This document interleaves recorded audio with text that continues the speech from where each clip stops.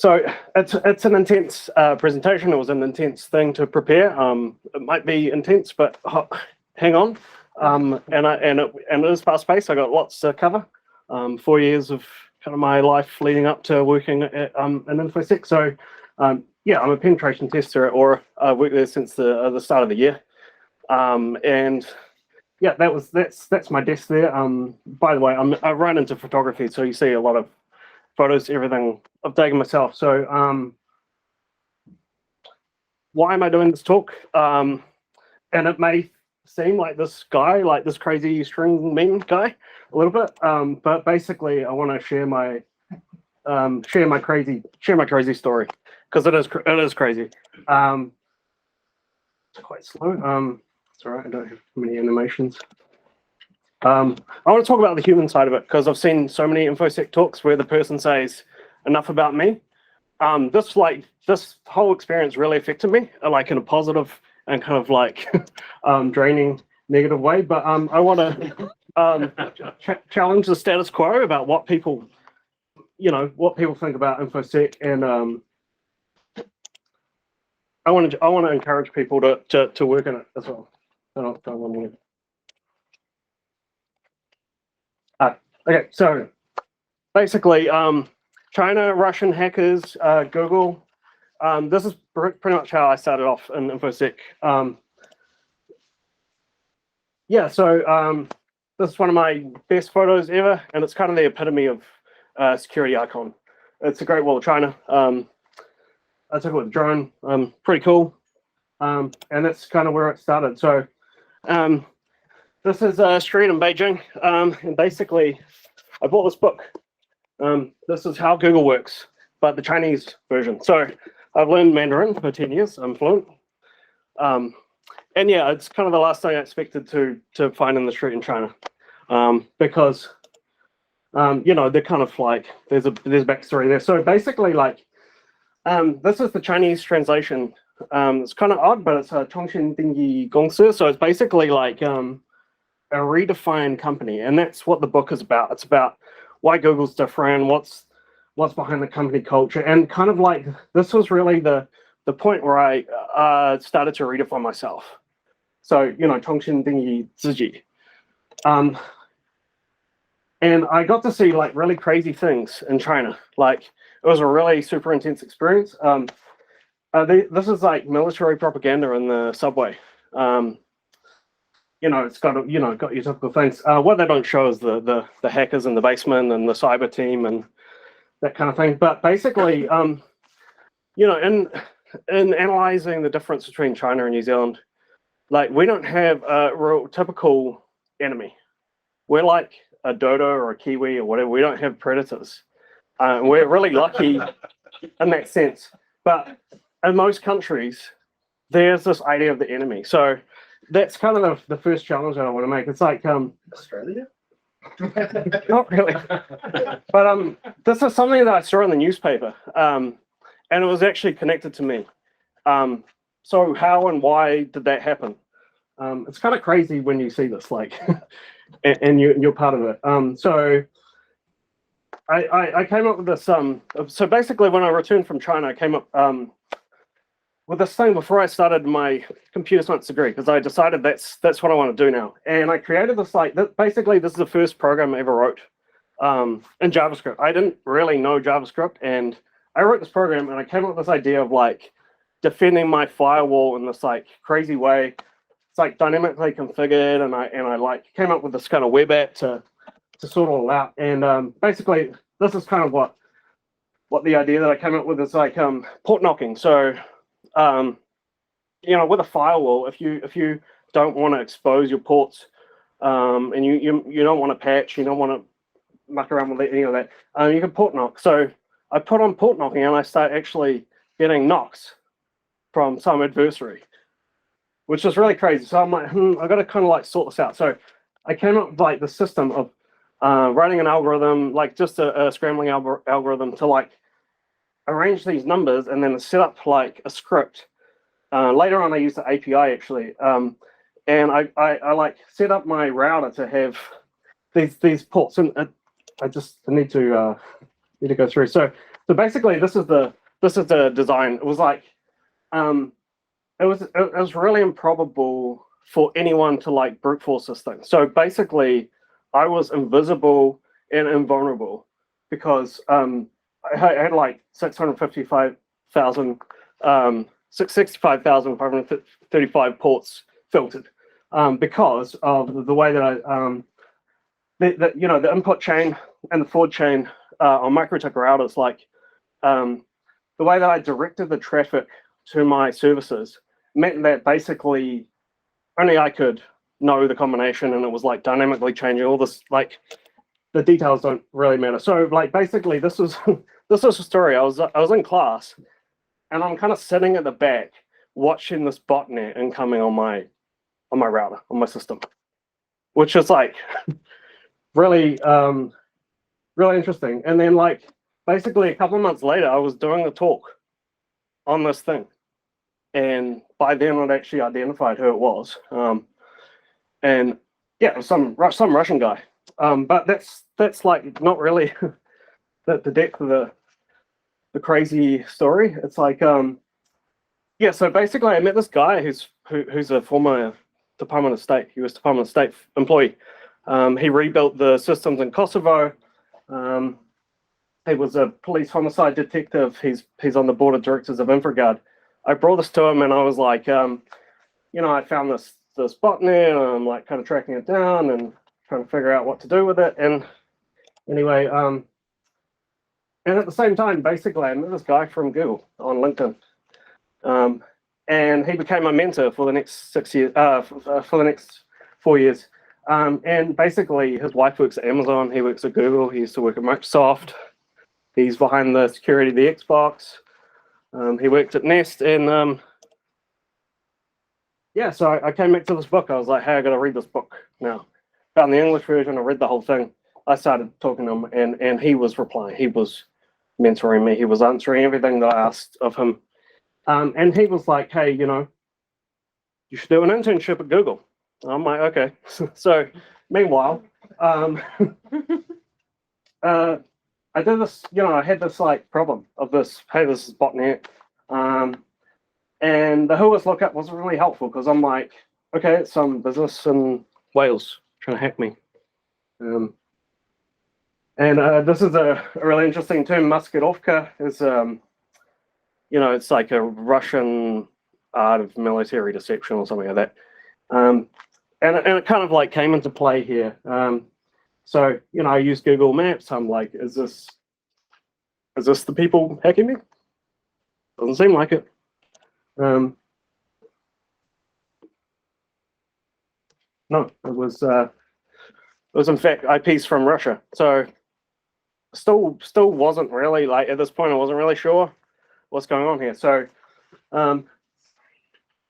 yeah, it was weird. It was really weird for me.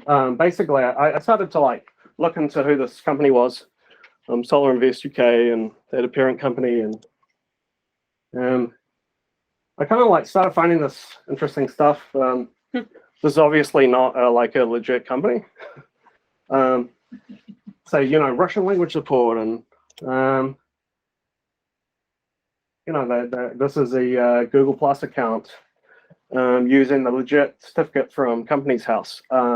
But interesting little forensics things started to come up with what I was seeing. So, like the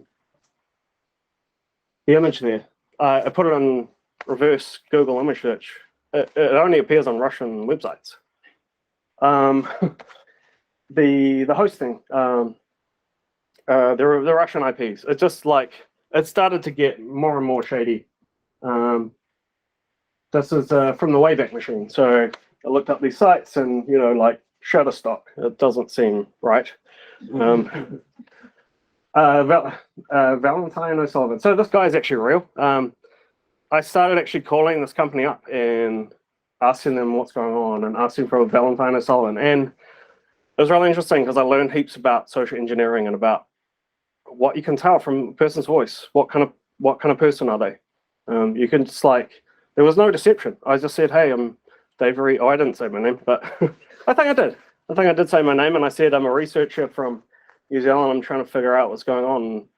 because like kind of the context is, well, technically this company is responsible. Like if they breached me, who's to blame? Like who's going to take the rap? Like if this Russian guy who's building a botnet breaches me, takes over my system, who am I to turn to? So I actually started to turn to like CertNZ, NCSC, just like there was a cop in my class, just talked to him about it, like what I actually even went on 4chan and was like, hey, anyone know? And they were like typical trolls, like, yeah, right, and whatever, more colorful language. But yeah, like I was really determined to figure this thing out. So that it's dodgy when there's a YouTube video on it in Russian that says scam. So this is actually like, and this is in the public domain. People were talking about this thing, but no one had done anything about it. So yeah, I started to like try and determine like where this thing was. So it was really weird. Like I'd log into different VPNs, and like sometimes I wouldn't be able to make the trace route all the way to the bots. But what I had to do is actually log into a Russian VPN to make a full connection to determine, yeah, these are Russian IPs.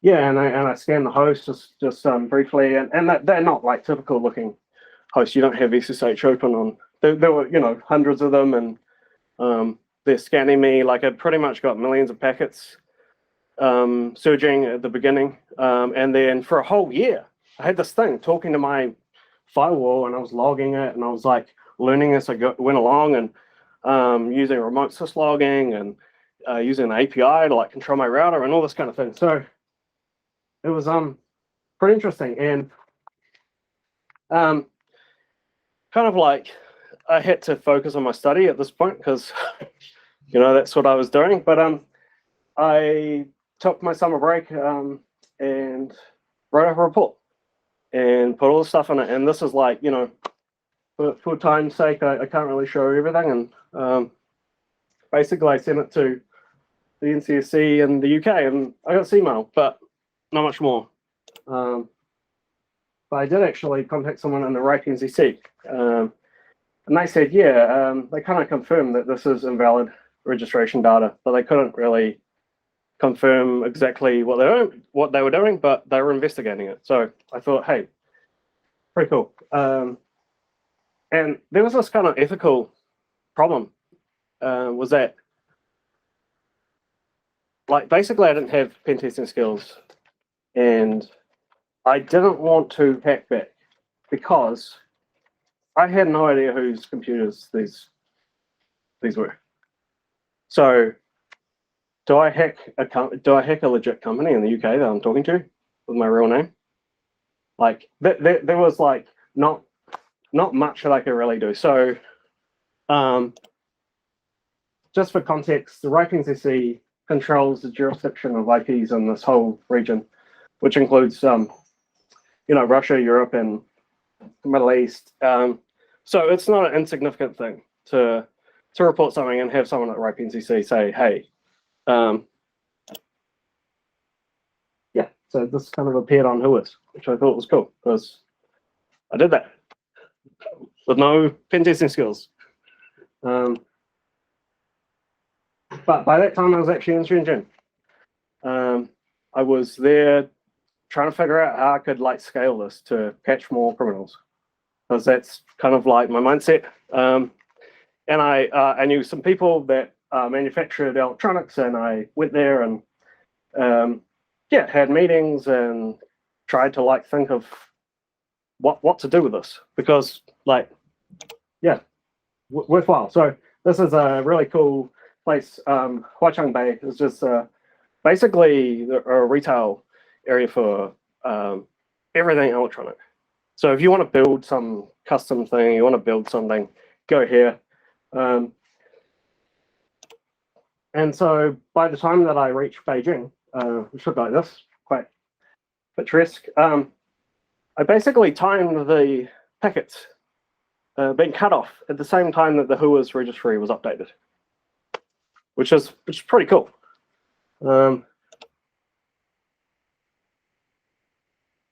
And yeah, I did a thing.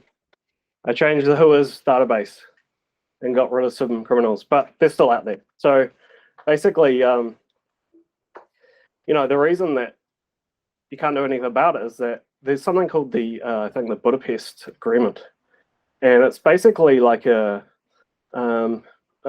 agreement, a worldwide agreement of cracking down on cyber criminals. And Russia did not sign this. They don't care.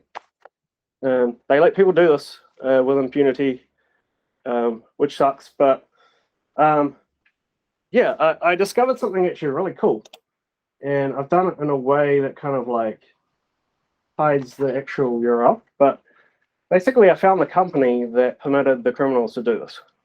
And it basically says, hey, do you want some IP addresses? Do you want an IP address block, an ASN of your own? Pay us $300 US and we'll do it for you. And yeah, I found some slides actually from a talk by someone at the RIPE NCC saying that they know about this. The RIPE NCC encouraged me to continue to do this. It's kind of a mind-blowing thing where you think, hey, kind of like the fabric of reality of how the internet works is not true. There's a lot wrong, and we can't do much about it. We can do a lot about it, but to a certain extent. So came back to New Zealand, went to Auckland. I went to a whole bunch of conferences. I went to Sydney to an AI conference, something else that I'm proficient in, well, relatively. But I went to AI Day, great little conference at the ASB Waterfront Arena. And there was a guy there, and he's like advisor to the Pentagon. And he gave this cool talk, and he said that he'd done some work and that identified these botnets used during the 2016 election campaign. And this is kind of what they look like. So I met the guy who researched this and was able to talk to him, talk about risk of like, hey, if I start a business trying to, hunt down Russian criminals, what's the risk to me? Well, probably something you don't really want to do, but yeah, so I didn't pursue that, but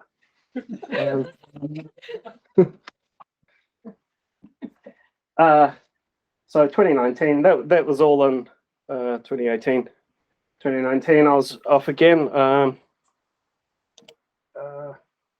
and I was running through the airport in Hawaii trying to catch my flight to America, sweating profusely, thinking, oh my God, how does this happen? Of course, that's where Edward Snowden did all his work. You don't think of it when you're there, or I did, but yeah, so there was made to Seattle because I'd arranged to go to Google to talk about an internship. That's Puget Sound, pretty nice place, pretty good time. Yeah, I was at Google. I didn't think in 18 months from the day that I write a program that I'm at Google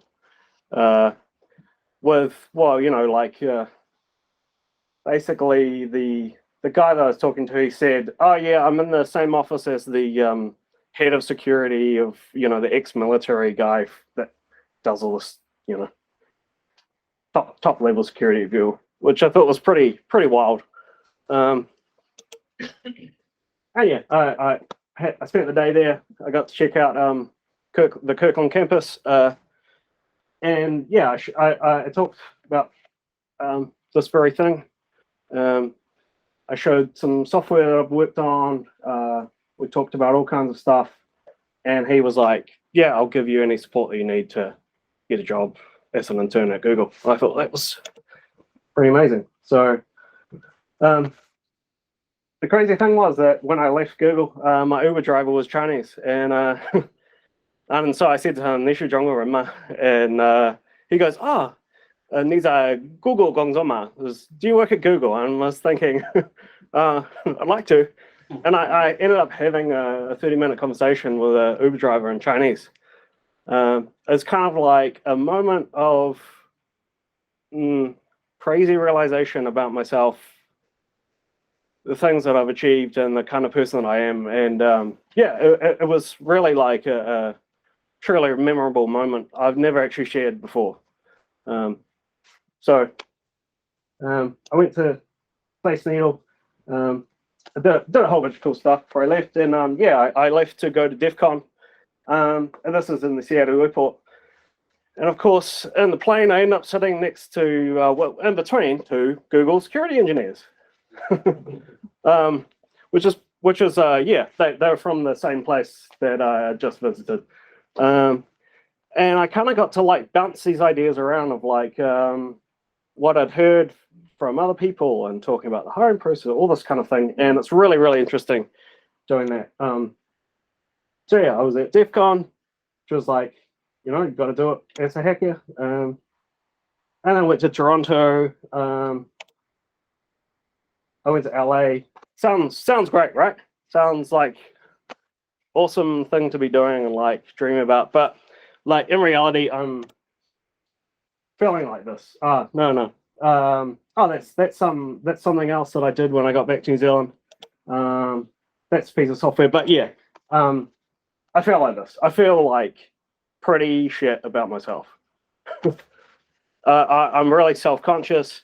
I'm incredibly hard on myself with standards of like what's good, what's an achievement, all that kind of thing. And I think that's really the human thing I want to talk about, is that like it's incredibly hard to chase these goals with reality in sight. So you kind of like I don't know, deceive yourself a little bit, but I can't really do that. So, but anyway, like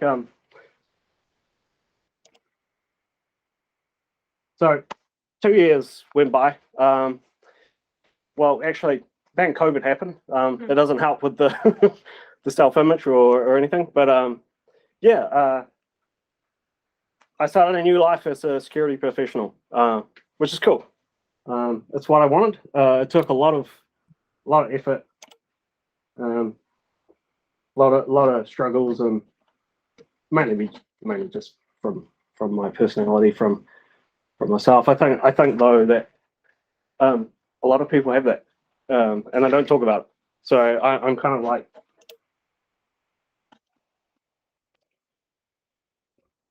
yeah, I'm happy to talk about it because I think it helps people incredibly. I think that press it, yeah. So yeah, this is my website. I spent like probably like 3 months like making it from scratch, thinking about the privacy design, security design. I wrote like 40 articles on like all this interesting stuff that I'd done, and like the first ever article I wrote at 4 a.m. because I could not sleep, of like all this crazy stuff that happened with like Russia and Google and China and stuff. Push again one. And I got my referral to Google, which is pretty cool. But I never heard back. They scan like your resume with a script.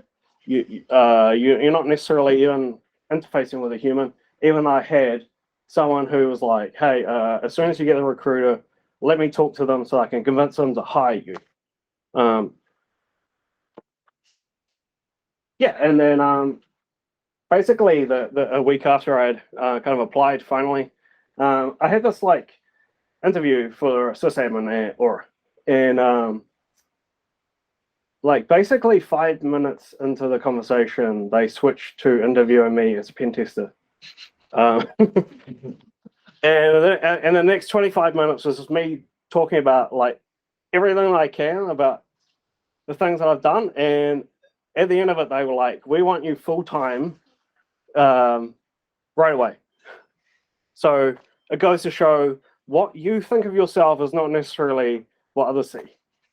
I think that if you take anything from this talk, is like, take that. Like, don't let your irrational part of your mind become the better of you, because it sucks like to achieve what you deserve. So basically, like, I think that breaking down like what's red teaming as a pen tester, being new to the industry and like thinking about all the things that I've learned in the last 9 months being at Aura is that mainly people think that pen testing is adversarial operational, which is like vulnerability scanning, threat simulation, basically like how the bad guy breaks in. And that's really not like, that's not all that we do, that's not all that we think about, but that's mainly what people talk about. So really like the easiest thing to do is to learn how to hack stuff, because you can just go to Google and you can like do courses and you can do all these things. So the hardest thing to do is ideational, self-ideational, which is to understand your own thoughts and thinking. Sorry. So, go ahead. Yeah, so like basically there's all these ways you can learn adversarial operational, which is like you can do Web Academy, which is like web app pen testing. You can do Hack the Box. You can do offensive security certs. One really good course is MIT OpenCourseWare, Computer System Security. It's like the best thing. It's an introduction to all the technical concepts of pen testing. The best way to find stuff is search something plus GitHub, because everything's on GitHub. Like if you don't put GitHub, it might not find it, but if you do, you're going to find everything you need. Seclist, which is this bundle of all different types of payloads. Use JetBrains. Like seriously, it's free if you're studying. It's worth thousands of dollars for the licenses for all the stuff, and that's what Google uses. Like when I was at Google, I said, what IDE do you use? Oh, JetBrains. Oh, cool. There's like it's. As a pen tester, you need to be a software developer as well. Like to be really proficient and to really make ground. It takes a lot of time to write software, so like use CyberChef. If you haven't heard about it, it's really, really good. I use it every day. We have our own copy. So, for customer data, and then like Burp Suite Pro, learn how to proxy stuff through like SOCKS or HTTP. Learn how to fuzz stuff, learn OpenSSL and TCSSL, all that kind of thing, blah, blah, blah. It's like, there's so much stuff that I can't even fit on the list. It's like all out there. But basically, like the thing that I'm really, really interested in is like, who's the adversary? And the adversarial ideational is like, how does the threat think? Like, how do you determine that without knowing who it is? Like, when I met an adversary, I still don't really know how they think. I kind of think that I know, but anyway, like we do threat modeling to kind of like emulate this to get the best match and like think of all the possibilities. But basically it comes down to risk and reward and like time complexity of like how much time is someone willing to put in and blah, blah, blah. But you can like put in honeypots and stuff like that with low hanging fruit to like try and trick people to figure out who they are or whatever. And then you kind of go in like blue team with anomaly detections, statistics, ML and stuff. But to like basically to work in security at Google, you need ML. Like it's just like part of the game nowadays. It's too complex. Everyone's an attacker. Yeah, and what drives the attacker, all that kind of thing. You get the idea. Yep. But yeah, the self-ideational is like the ethics, the responsibility, the morality, the perseverance, the motivation, and kind of my pick is rational versus irrational. So you know, like I'm really rational when I can be, but I have this irrational part that I can never get rid of, and that's basically like an adversary within yourself that you have to struggle the whole time. Like you're judging yourself the whole time of like, did I do a good enough job, and blah blah blah, and it's like it sucks, but it's there. You can learn a lot from neuro and cognitive psychology. Biases, they're huge. They're a huge part. Language communication and like embracing diversity, embracing different people's thinking. I've learned so much from learning Chinese and other languages. And then like have purpose, big picture. We're grateful for where you work and like yeah. Next please. So like what? Yeah, and basically the last thing is self-operational, which is how you do your job and how you do it efficiently, so you can grow as a professional Infosec employee. And you have to triage and prioritize issues. And basically, how I learned this is not in Infosec. It's managing like highly complex technological driven factory. When I was a robot operator, I operated a 2-ton industrial robotic arm, and it taught me a lot. It's not you don't need to like have a job in Infosec to know how to do Infosec stuff. And it might be that you're doing other stuff. It might be that you live in China or Iran or Egypt. It might be that your government's spying on you. So you have to think about this. Yep. So yeah, that's I think that's pretty much half an hour. Thanks.